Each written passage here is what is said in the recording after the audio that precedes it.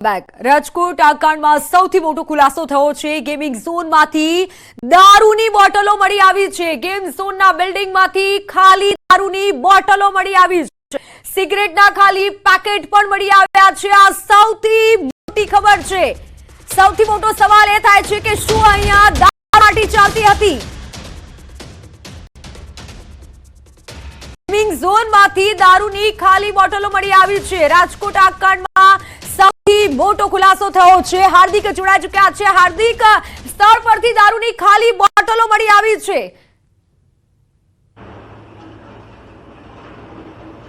ચોક્કસથી સૌથી મોટો ખુલાસો કહી શકાય, કેમ કે જે છે રાજકોટ શહેરનો આ ટીઆરપી જે ઝોન છે, આ જે વિસ્તાર છે, અને અહીંયા એક તરફ આગ લાગવાની ઘટનાનો વિવાદ જે ચકચાર મચાવી રહ્યો છે દેશભરમાં, તો બીજી તરફ સૌથી મહત્વની બાબત એ છે અહીંયા દારૂની ખાલી બોટલો મળી આવી રહી છે, સિગરેટના ખાલી પેકેટ મળ્યા છે। તો અહીંથી સૌથી મોટો સવાલ એ છે કે શું અહીંયા દારૂ પાર્ટી થતી હતી? આજે દારૂની બોટલ આપ દ્રશ્યમાં પણ જોઈ શકો છો કે જે રીતના અહીંયા જે છે દારૂની આ બોટલ મળી આવી છે।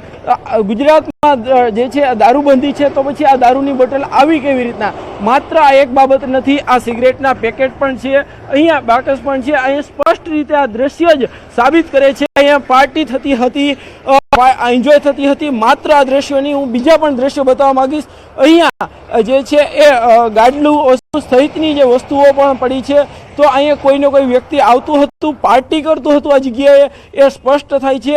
એક તરફ જે છે 32 જેટલા બાળકો, 32 જેટલા લોકોએ જીવ ગુમાવ્યા છે, તો બીજી તરફ આ જગ્યાએ દારૂની પાર્ટી થતી હોવાનું સામે આવી રહ્યું છે।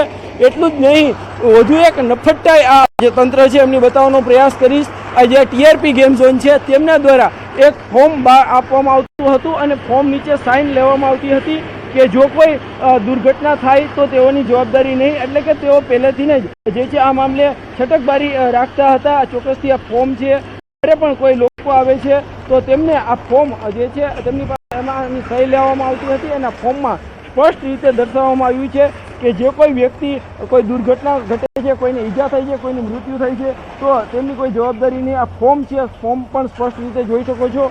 ખાસ કરીને જે છે સામાન્ય રીતે જો કોઈ વ્યક્તિ આવતું હોય તો જવાબદારી જે તે સંચાલકની હોય છે, પરંતુ આ ફોર્મમાં લખ્યું છે।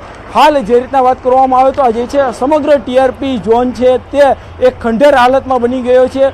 32 જેટલા લોકોના જીવ ગયા છે। આપ દ્રશ્યો જોઈ શકો છો કે અહીંયા જે છે સમગ્ર આ જે મટીરિયલ છે ત્યાં પણ કંઈક નબળી ગુણવત્તાનું હોવાનું સામે આવી રહ્યું છે। હાલ જે જોરશોરથી કામગીરી કરવામાં આવી રહી છે, આ કાટમાળ છે તેમને ખસેડવાની કામગીરી કરાઈ રહી છે, તો બીજી તરફ એક બાદ એક ખુલાસાઓ થઈ રહ્યા છે। એકથી એક બાદ એક જે છે મહત્વની બાબતો સામે આવી રહી છે। ત્યારે હવે સવાલ એ પણ થાય છે કે શું સંચાલકો સામે દારૂબંધીનો પણ ગુનો દાખલ થશે? કેમ કે આ દારૂની બોટલ મળી આવી છે, ખૂબ જ શરમજનક બાબત છે, ખૂબ જ જે છે નિંદનીય બાબત કહી શકાય કે જે જગ્યાએ બાળકો રમવા આવતા હતા ત્યાં આ દારૂની પાર્ટીઓ થતી હતી, ત્યાં જે છે એ જલસા પાર્ટીઓ થતી હતી, તો પછી એમાં બાળકોની કે લોકોની સુરક્ષાનો સવાલ જ ક્યાં આવ્યો? જે જગ્યાએ પાર્ટી થતી હોય ત્યાં કોઈ જ સુરક્ષા ન હોઈ શકે। ત્યારે સૌથી મોટી બાબત સામે આવી છે, અહીંયા પાર્ટી થતી હતી, બીજી તરફ ગાડલાને પડ્યું છે, તો ક્યાંક ને ક્યાંક અહીંયા જે છે ન કરવાના કૃત્ય પણ થતા હોય તેવું અત્યારે સ્પષ્ટ રીતે જે છે સામે આવી રહ્યું છે। જી બિલકુલ બિલકુલ હાર્દિક, આભાર માહિતી બદલ। હવે તો હદ થઈ ગઈ, સ્થળ પરથી દારૂની બોટલ પણ મળી આવી છે।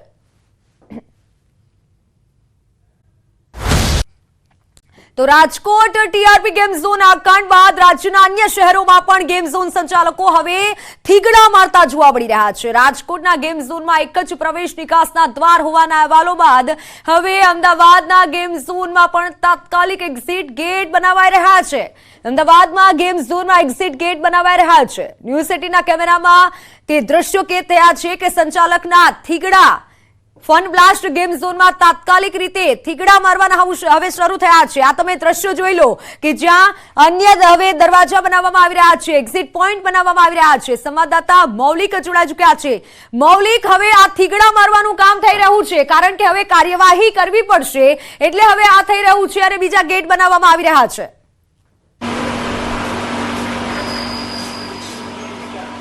મિત્તલ, ચોક્કસથી જે રીતે ગઈકાલે રાજકોટની ઘટના બની અને એક સાથે અનેક પરિવારો જે છે તે વિખાયા હતા અને ત્યારબાદ અમદાવાદ મ્યુનિસિપલ કોર્પોરેશન હોય, બરોડા મ્યુનિસિપલ કોર્પોરેશન કે અન્ય મહાનગરપાલિકાઓ, તેના તમામ લોકો જે છે તે આવા ફન ઝોન છે ત્યાં ફન ઝોનમાં ચેકિંગ માટે નીકળ્યા છે, પરંતુ ક્યાંક ને ક્યાંક ચોક્કસથી અનેક જગ્યાઓ આવી બેદરકારી જોવા મળેલી છે. આપને દ્રશ્યો બતાવવા માંગીશ. સિંધુ ભવન રોડ ઉપર આવેલા ફન પોઈન્ટના આ ફન બ્લાસ્ટના દ્રશ્યો છે કે જ્યાં અત્યારે હાલ ફાયર વિભાગની ટીમ, પોલીસ વિભાગની ટીમ અને સાથે સાથે અન્ય ટોરેન્ટ પાવરની ટીમ જે છે તે ચેકિંગમાં હાલ છે. ત્યાં ફાયર સેફટી છે કે કેમ, સાથે સાથે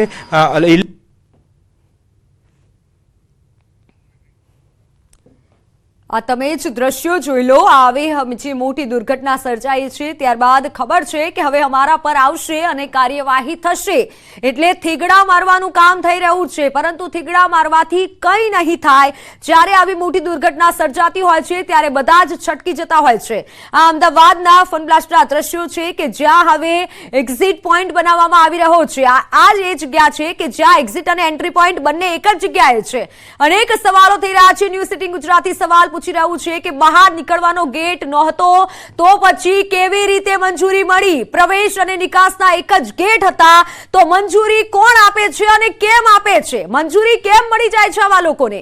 અમદાવાદમાં ગેમ ઝોન અંગે કેમ કોઈ કાર્યવાહી ન થઈ? આ જીવતું જાગતું ઉદાહરણ છે કે ગેટ એક જ હતો એટલે હવે રસ્તો બનાવવાનો જે માર્ગ છે તે મોકળો થઈ ગયો છે ને હવે બીજો રસ્તો બનાવવાનો પ્રયત્ન કરી રહ્યા છે. એક્ઝિટ અને એન્ટ્રી પોઈન્ટ એક જ છે તો કેમ મંજૂરી આપવામાં આવી? શું આ અમદાવાદ મનપાની બેદરકારી છે? રાજકોટની તો આપણે ઘટના જોઈ જ લીધી છે, પરંતુ હવે અન્ય કોઈ જગ્યાએ ઘટના થાય તેની રાહ જોવાઈ રહી છે. હવે કાર્યવાહી થશે અને તે માટે આ ગેટ બનાવાઈ રહ્યો છે તો પહેલા કેમ નથી યાદ આવતું? પહેલા કેમ મંજૂરી નથી આપવામાં આવતી? આ લાલિયાવાડી કેમ થાય છે તે જ લોકોને ખબર નથી પડતી.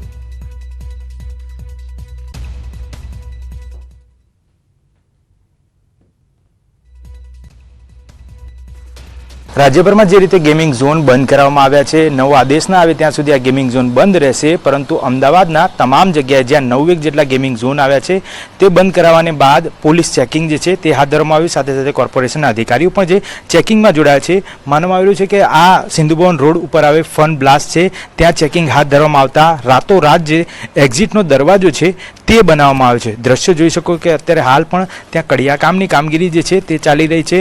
એટલે અત્યાર સુધી જ્યાં આગળ એક્ઝિટ ડોર નહોતો બનાવવામાં આવ્યો, પરંતુ આ ઘટના બની અને તેને લઈ સજાગ થયેલું કોર્પોરેશન અને કોર્પોરેશનની સાથે જે ગેમિંગ ઝોનના માલિકો છે તે પણ હવે આ એક્ઝિટના દરવાજા છે તે બનાવતા જોવા મળી રહ્યા છે. એટલે ક્યાંક ને ક્યાંક ચોક્કસ એવું કહી શકાય કે આ પ્રકારની ચૂક હતી અને ચૂક જે છે તે હવે અમદાવાદમાં કોઈ પણ પ્રકારની ઘટના આકાર ન પામે તે માટેની સફાળી જાગેલી કોર્પોરેશન અને માલિકો અહીંયા જોવા મળી રહ્યા છે. મૌલિક દામેચા, ન્યૂઝ 18 ગુજરાતી, અમદાવાદ.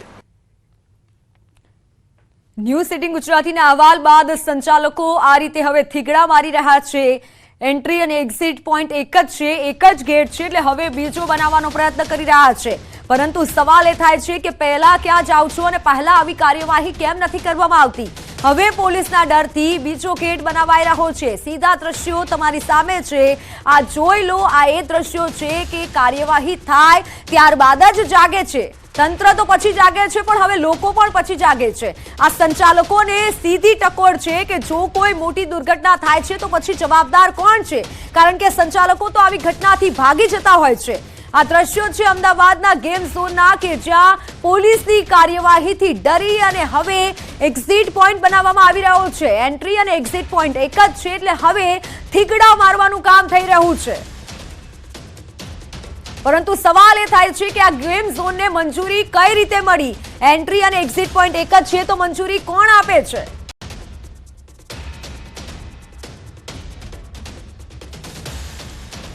સંવાદદાતા મૌલિક જોડાયેલા છે. મૌલિક, એન્ટ્રી અને એક્ઝિટ પોઈન્ટ એક જ છે તો સવાલ મોટો એ છે કે એન્ટ્રી મંજૂરી મળી કઈ રીતે?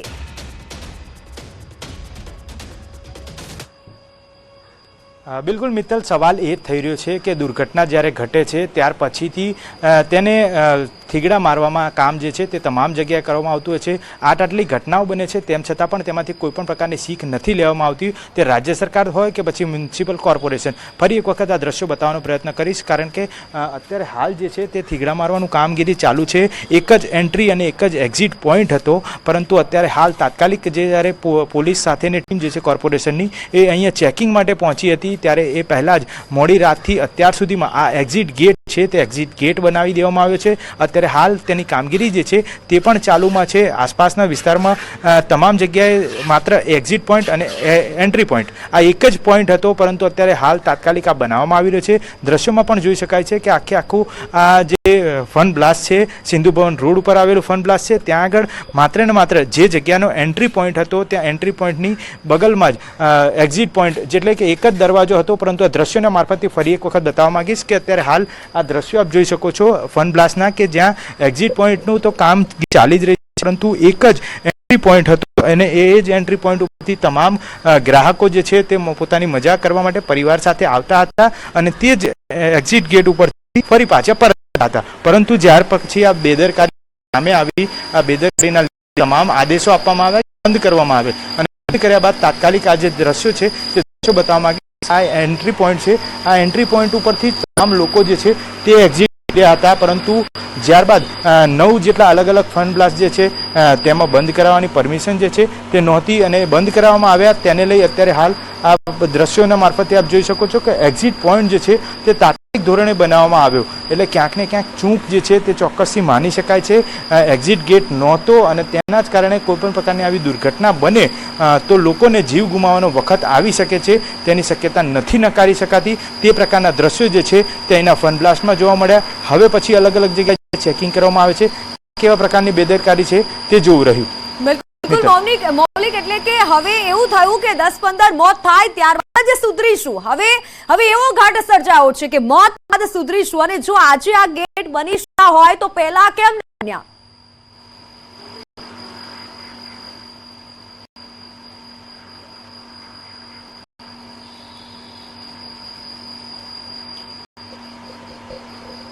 જી મૌલિક, અવાજ આવી રહ્યો છે આપને? છે કે ચાલે ગયા અવાજ જ નહીં. સવાલ એ થાય છે કે જો આજે આ ગેટ બની શકતો હોય તો પહેલા કેમ ન બનાવવામાં આવ્યો અને મંજૂરી કેમ ન આપવામાં આવ્યું? કંઈક મોટી દુર્ઘટના થાય ત્યારબાદ સુધરીશું તેવો હવે ઘાટ સર્જાયો છે. અમદાવાદના દ્રશ્યો છે કે જ્યાં હવે બીજો ગેટ બનાવવામાં આવી રહ્યો છે. પહેલા ગેટ નહોતો, પરંતુ રાજકોટની દુર્ઘટનાથી શીખ લીધી છે. હવે જતા શીખ લેવામાં આવી છે, પરંતુ જે તમે દ્રશ્યો જોઈ રહ્યા છો ત્યાં હવે તાત્કાલિક રીતે થીગડા મારવામાં આવી રહ્યા છે. ગેટ ઉભો કરવામાં આવ્યો છે. મહત્તમ વ્યક્તિઓની સંખ્યા હવે નક્કી કરવી તેવી પણ જોગવાઈ કરવામાં આવી છે. ફાયર દ્વારા એન્ટ્રી અને એક્ઝિટની જોગવાઈ હોય છે અને આ તમામ નિયમો બાદ જ મંજૂરી મળતી હોય છે. તો મંજૂરી જ્યારે અપાતી હતી ત્યારે શું આ ગેટ નહોતો ખબર કે એન્ટ્રી અને એક્ઝિટ પોઈન્ટ એક જ ગેટ પર છે? અનેક સવાલો થઈ રહ્યા છે, પરંતુ આ સવાલો જ્યારે મોત થતા હોય છે ત્યારે સવાલો જતા હોય છે. સુપર એક્સક્લુસિવ દ્રશ્યો તમે અમદાવાદના જોઈ રહ્યા છો, જ્યાં ગેમ સંચાલકો દ્વારા હવે નવો ગેટ બનાવવામાં આવી રહ્યો છે. આ જીવતું જાગતું ઉદાહરણ છે કે કંઈક થાય, કોઈકના મોત થાય ત્યારબાદ જ અમે સુધરીશું, તે પહેલા કોઈ જ સુધરવાનું નથી. ન્યૂઝ સિટી ગુજરાતી આ સવાલ પૂછી રહ્યું છે કે બહાર નીકળવાનો ગેટ નહોતો તો મંજૂરી કઈ રીતે અપાઈ? પ્રવેશ અને નિકાસના એક જ ગેટ હતો તો મંજૂરી કઈ રીતે અપાઈ અને કઈ રીતે તમામ નિયમો દેખી જોઈ અને ત્યારબાદ મંજૂરી અપાતી હોય છે? આ અમદાવાદ મનપાની ઘોર બેદરકારી કહી શકાય. અમદાવાદના ફન બ્લાસ્ટ ગેમ ઝોન સામે પગલાં કેમ નથી લેવામાં આવ્યા તે એક મોટો સવાલ અત્યારે થઈ રહ્યો છે. ફન બ્લાસ્ટ ગેમ ઝોનને મંજૂરી કોણે આપી છે? મંજૂરી આપવામાં આવે છે ત્યારે તમામ નિયમો અને મંજૂરી અપાતી હોય છે. ગેટ એક જ છે, એન્ટ્રી અને એક્ઝિટ ગેટ એક છે, છતાં પણ મંજૂરી આપી દેવાય છે.